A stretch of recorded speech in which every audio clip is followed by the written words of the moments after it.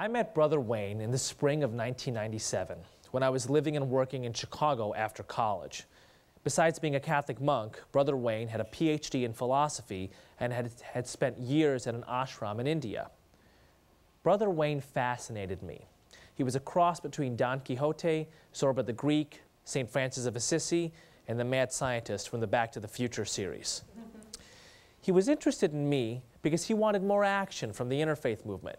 He told me, "I think you can play a leadership role in the global interfaith youth movement." My friend Kevin and I started tagging along with Brother Wayne to various interfaith events. After finishing his talk, he would invite Kevin and me to the stage, introducing us as the leaders of the next generation, a Muslim and a Jew building a global interfaith youth movement. Then he would whisper to us, "Tell them about the movement." Kevin and I were a little uncomfortable with this. First of all, at that time, we were both trying to be Buddhists. And there wasn't an interfaith youth movement that at least we knew about. But not long after, at a conference at Stanford University, the right number of interesting young people from around the world gathered. And after many discussions long into the night, Kevin and I began to get an idea of what an interfaith youth movement could actually look like. Brother Wayne, always a step ahead of us, had his own idea of who might be interested in this concept. He sent us to India to see the Dalai Lama. Kevin and I traveled together to Bombay, staying with my grandmother, and from there departed for Dharamsala. We met with His Holiness in a visiting room in his small palace. I looked on as the Dalai Lama and Kevin discussed the similar idea of emptiness in Buddhism and Judaism. I listened as the Dalai Lama told Kevin, "Judaism is a very good religion. I have many Jewish friends. We have interfaith dialogue, and I learn a lot from them. Judaism and Buddhism are very similar. You should learn more about both and become a better Jew." Then the Dalai Lama turned to me. I was pretty sure after listening to his discussion with Kevin that he was not about to be impressed with my story of trying to be a Buddhist. When he opened his mouth, it wasn't to ask a question. It was to make a statement. "You are a Muslim," the Dalai Lama said. I replied, "Yes." And he said, "Islam is a very beautiful religion. Buddhists and Muslims have lived together in peace in Tibet for many generations. You should visit them." We spent a few minutes talking about our idea for the interfaith youth movement, how we could bring young people from different religions together to serve others. The Dalai Lama perked up. He said, "This is very important. Religions must dialogue, but even more important, they must come together to serve others. Service is most important, and this is a very good project." And with the Dalai Lama's blessing and much to think about, we headed back to Bombay. Not long after, I woke up in my grandmother's apartment, and there was a woman there who I had never seen before. She didn't look like she was part of the family, didn't look like she was part of the household help. I said to my grandmother, "Who is she?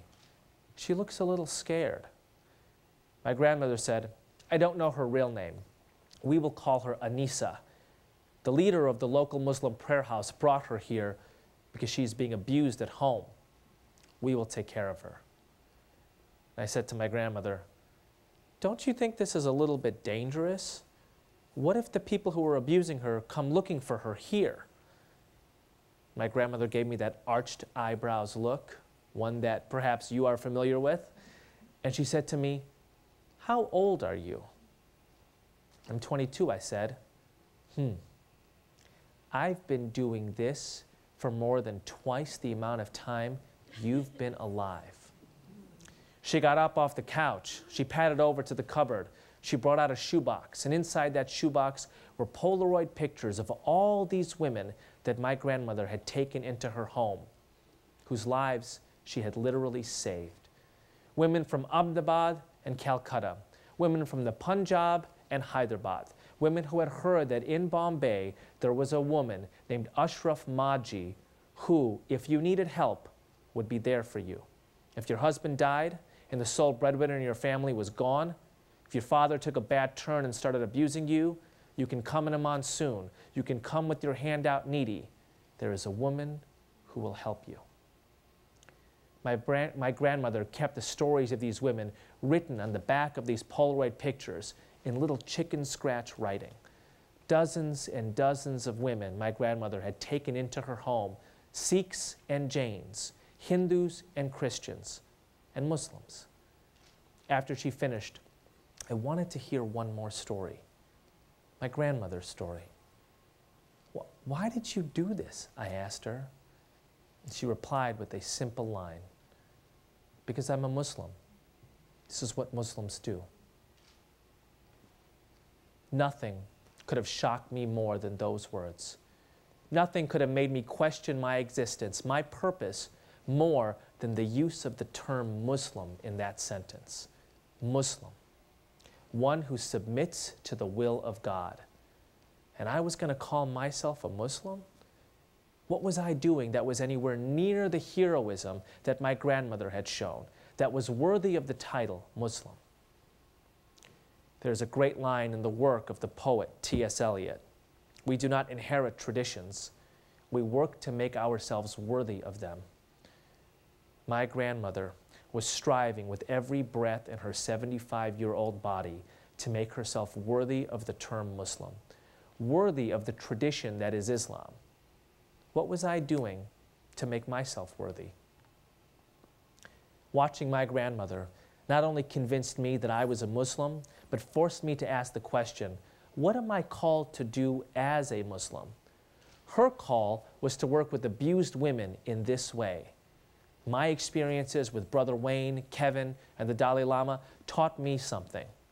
They had culminated in one important life-changing realization.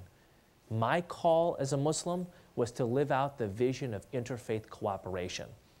That's why I started the Interfaith Youth Corps, or the IFYC.